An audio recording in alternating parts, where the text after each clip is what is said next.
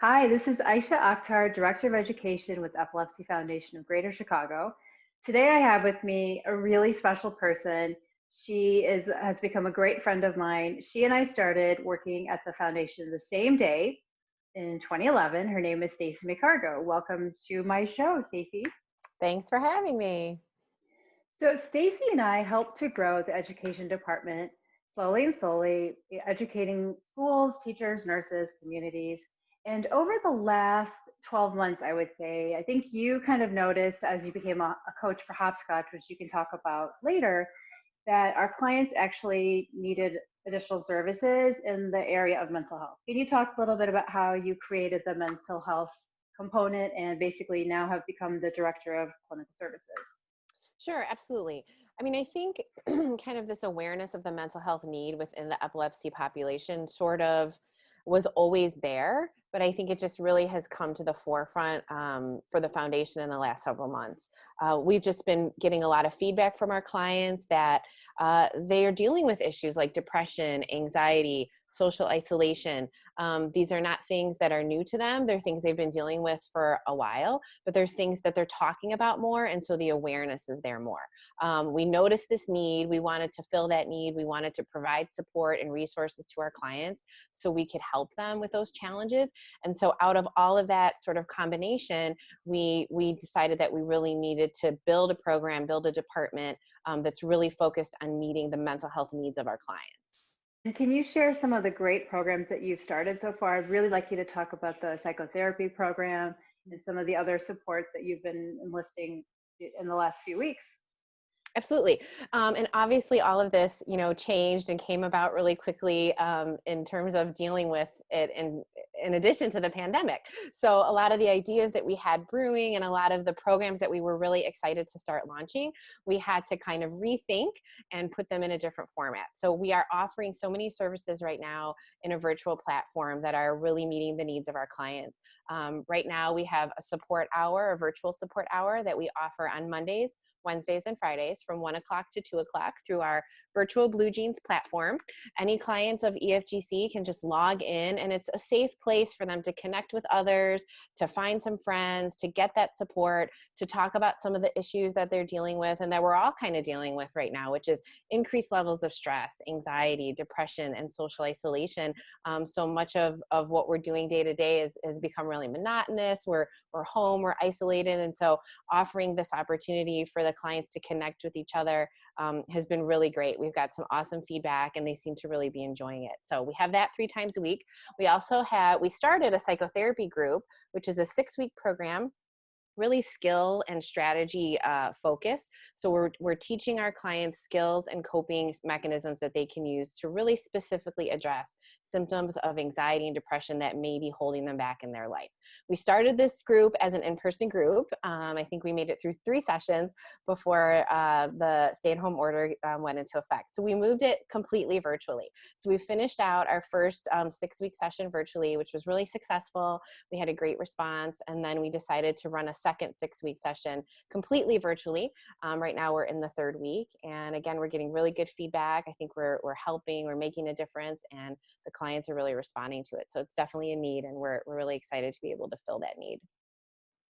That's awesome. And the programs that you're mentioning, they're free of charge to all of our clients. Can you Mhm. talk a little bit about why it's a benefit for people to become a registered client of EFGC to receive these amazing services? Absolutely. Becoming a registered client of EFGC is a really simple and painless process. If anybody out there is worried about it or confused about the process, basically all it is just kind of going through a series of questions, just getting some basic demographic info, and then getting to know you a little bit. What are your challenges? What are your struggles? What is it about having a diagnosis of epilepsy that you need support with? And so once we can identify those needs, we're able to open up a world of programs and services to help support, to help increase quality of life, and really get people connected. So becoming a registered client allows somebody to access all of our programs and services, which are all free. So anything from case management support to education to counseling services to advocacy, it's all there for you. So just getting registered just kind of gets you set up and starts the journey to be able to become a part of all of that. That's great. And I know one of the success stories that you and I've talked about and you've shared with our office is from Hopscotch.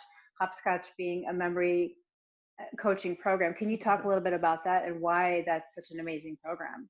Yeah, Hopscotch is a really great program. I hadn't heard much about it until a couple years ago when we started getting info about trainings available and getting certified as a memory coach, so we could provide the program to our clients of EFGC.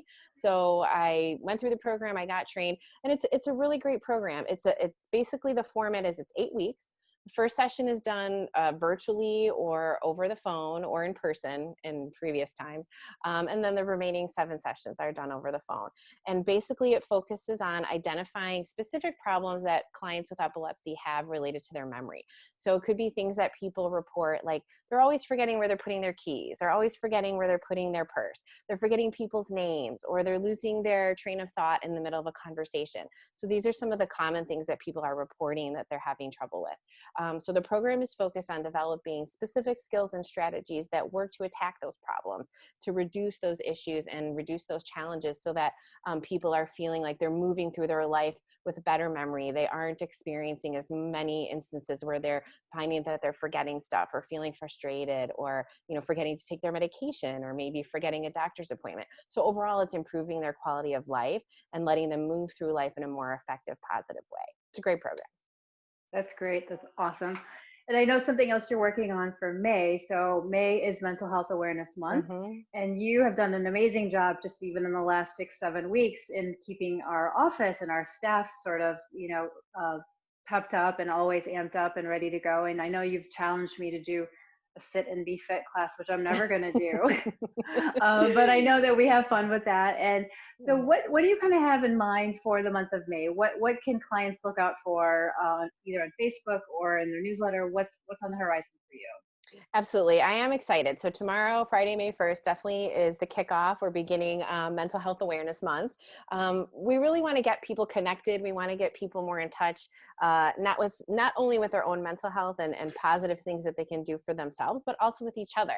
So social media wise, we're going to be launching some really fun things for people to interact with, sharing some photos, sharing some tidbits about their daily life, sort of how they're coping, how they're managing during this stay-at-home order and this isolation time.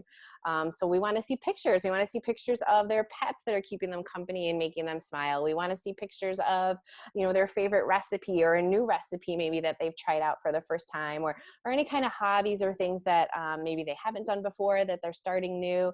Just, to spark some ideas and spark some connection and let people know that, hey, we're all still here. We may not be seeing each other face to face. We may not be physically connected, but we can still be socially connected and support each other. So that's going to be kind of the push that we're thinking of for the month of May. So we're going to be rolling some of that stuff out. And then of course we're always mindful for our own staff and our own agency. So I have some things in mind, some little tricks up my sleeve that I'm going to be putting out there. They're not going to all be fitness based. So we'll definitely have a little bit of a variety, but hopefully get us moving, get us having fun, get us feeling better and staying connected. That's awesome. All of that's so great. And if you could just really quickly talk about the difference between the clinical service department and the case management department, just so that everyone is clear what the difference is. Absolutely. So the clinical services department was really created to meet the mental health needs of our clients. Our case management services are always there. They have been there. They're not going away. They're still going to be there. So if you need help, filing paperwork for Medicaid, you need help how to figure out how to access a link card, you need some advocacy at your school for your child who isn't getting the support that they need in their epilepsy, you need help accessing a food pantry or some job support, all of that stuff is still going to be there and handled by our case management department. We're just sort of going and elevating and offering extra services to help support our clients in a way that really addresses their mental health needs. So if you are out there and you are feeling sad or you're feeling lonely, or you're feeling disconnected, more than usual, maybe it's hard to get out of bed some days, or you feel like your mind is racing, or you're just kind of overwhelmed with anxious thoughts, we are here to help you. We can talk with you one-on-one. You can join our support groups. We want you to feel connected. We want you to know that you're not alone. EFGC is still here to support you, even though we can't see you face to face. We're definitely rooting for you and we want to connect with you. Amazing. I love it. I love it. I'm really excited. I'm so excited to see you grow this department, just like the way you helped me grow the education department. So I'm really excited for our clients to take advantage of the services that you are going to have to offer. And we're also now going to talk a little bit with Debbie later. But first, Stacy, I wanted to thank you for joining me today. And I can't wait to see you in person. I know. It's hard when you're away, but it's going to be so good when we're together again. So thank you so much for having me. And I hope to see everybody soon in the EFGC offices when it's safe. So thank you. Awesome. Thanks. Take care. Bye.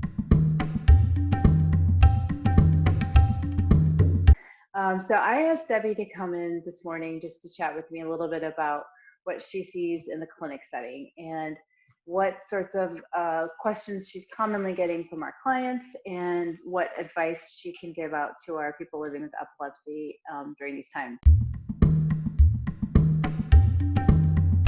I would highly recommend that if insurance will approve a 90-day supply, given these challenging times that we're in, I think that a 90-day supply would really be in the best interest of our clients.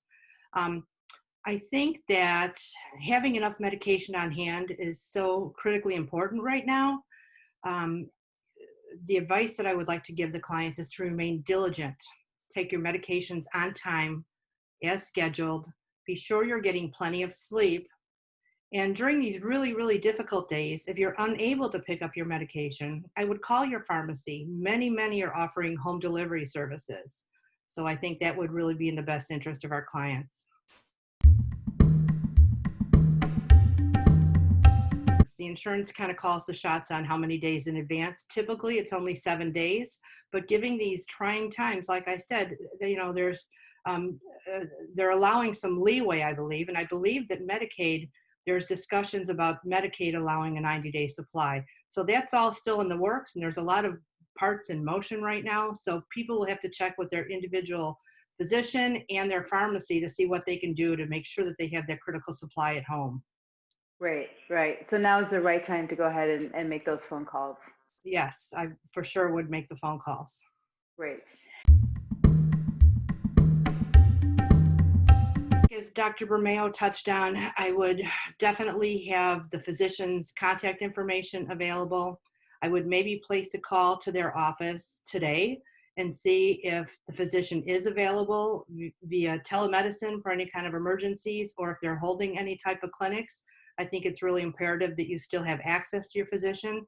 Our clients that are having especially uncontrolled episodes of seizures. So I think that we need to have an emergency plan in place. An emergency plan. So can you talk a little bit more about that? What does that look like?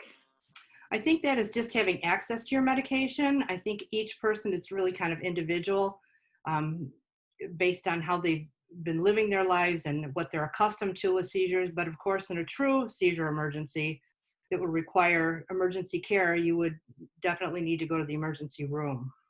Right. And right now, that's the last place we want to send our clients for sure. Right. And we do know that there is no associated risk of COVID-19 with seizures with epilepsy, but we know that the anxiety Right. that can prevail can definitely trigger seizures.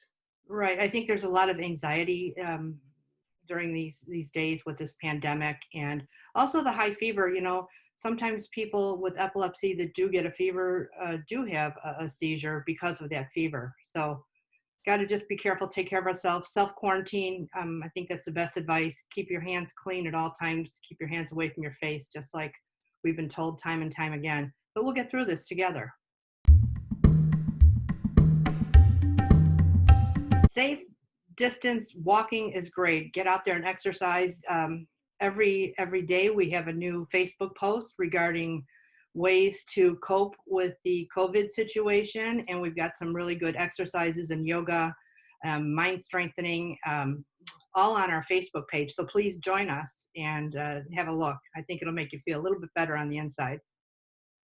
Agreed. And I think that now that we're in this time of physical isolation, we can be socially more interconnected than ever. And I think that we're doing a great job in giving as much information to our clients, people living with epilepsy. Yes, I think so. And please, if you have any questions regarding your epilepsy and the self-quarantine, please feel free to call us. We will happily return your call. Again, our telephone number is 312-939-8622. Awesome. Thanks, Debbie. Thanks for joining me this morning. Thanks, Ayesha. Have a great day. You too.